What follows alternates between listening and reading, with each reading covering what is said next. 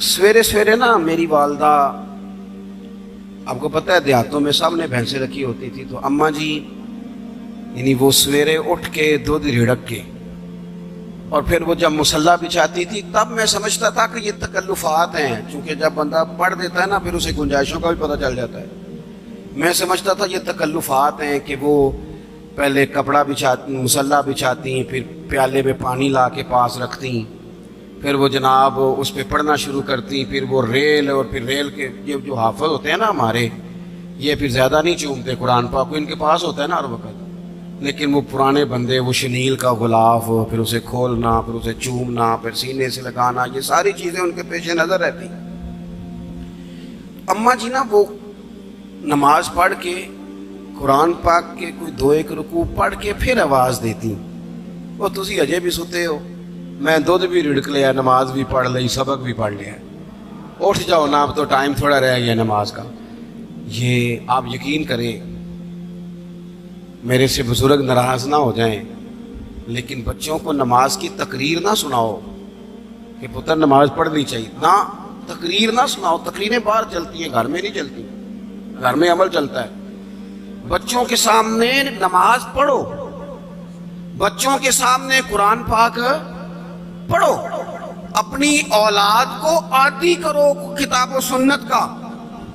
سارا دن گپیں، سارا دن باتیں، گھر میں بھی تبصرے، ٹیلی فون پہ گپ شپ، اس نے تو نفسیاتی کمزوری پیدا کر دی ہے قوم میں۔ اپنے گھر کے اندر چلن پیدا کریں، قرآن پاک سے پیار ہو۔ وہ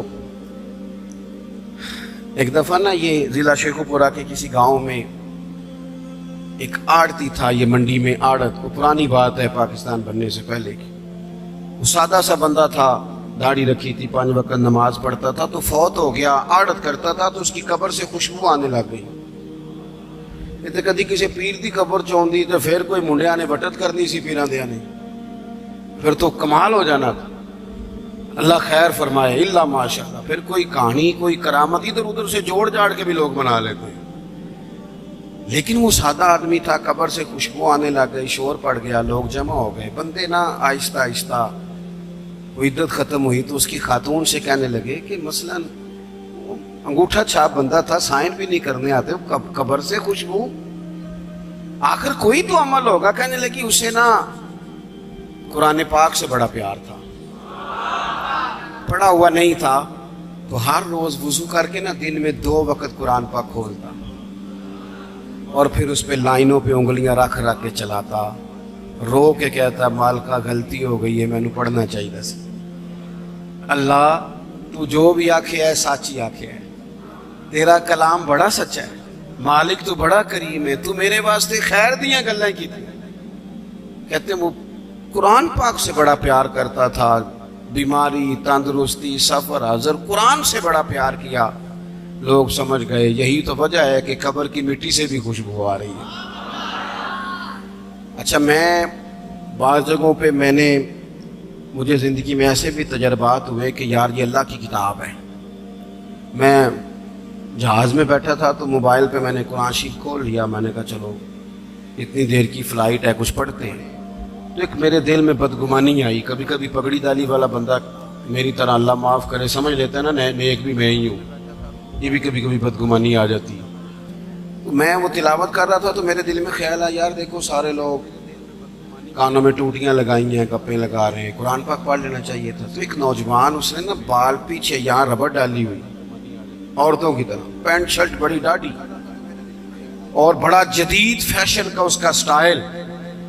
تو میرے ساتھ جو سیٹیں تھیں ان پہ وہ بیٹھ گیا، اور پھر اس نے فائلوں کے اندر سے سورۃ یاسین نکال لی، اور جب اس کو میں نے تلاوت کرتے دیکھا نا تو میں نے دل میں معافی بھی مانگی اللہ سے، اور میرے دل میں یہ بھی خیال آیا کہ یہ اللہ کا قرآن ہے، مولوی، وہ قاری صاحب، حافظ صاحب، وہ فلان صاحب، اپنے جیسے لوگوں سے، نیک لوگوں کی بات نہیں کر رہا۔